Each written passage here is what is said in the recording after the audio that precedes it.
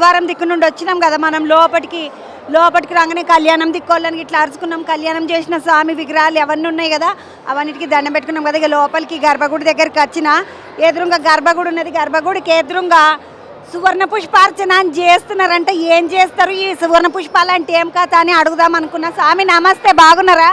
శ్రీమన్నారాయణ. ఈ సువర్ణ పుష్పార్చన ఏమంటుంది స్వామి?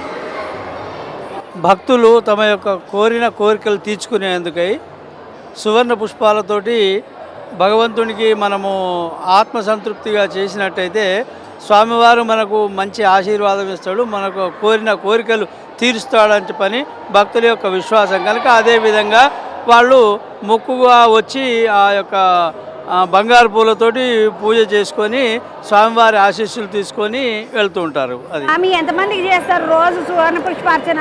రోజు 1000 మంది దాకా చేస్తారమ్మా. అబ్బా, ఒకసారి సువర్ణ పుష్పాలు చూపిస్తారా? తప్పకుండా చూపిస్తామమ్మా. చూడండి, సువర్ణ పుష్పాలు అంటే ఇవి. అలా ముటకా వచ్చా స్వామి? లేదు, అలాగే చూడండి.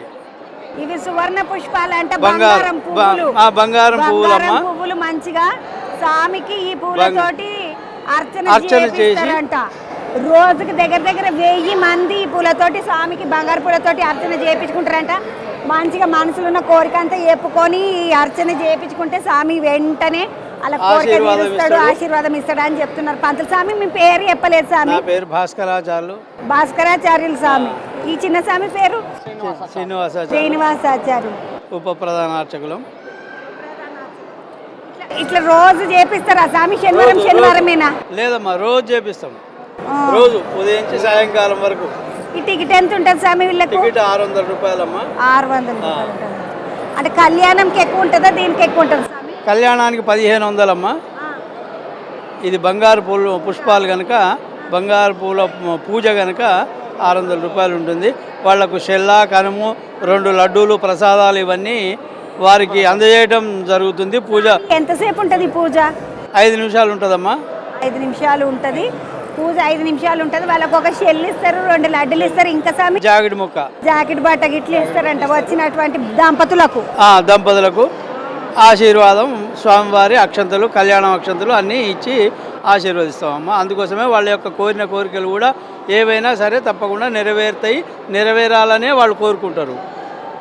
అది కోరుకుంటే ఏమన్నా మంచిగా గట్టిగా కావాలని కోరుకున్న వాళ్ళు 600 టికెట్ పెట్టుకొని బంగారు పూలతోటి ఇట్లా పూజ చేపించుకుంటారు అంట. వీళ్ళందరూ లైన్లో కూకున్న వాళ్ళు అందరికి ఇట్లా. అమ్మ అయిపోయిందా మీ పూజ? కాలే, ఇంకా స్టార్ట్. కూర్చున్నారు? అవును.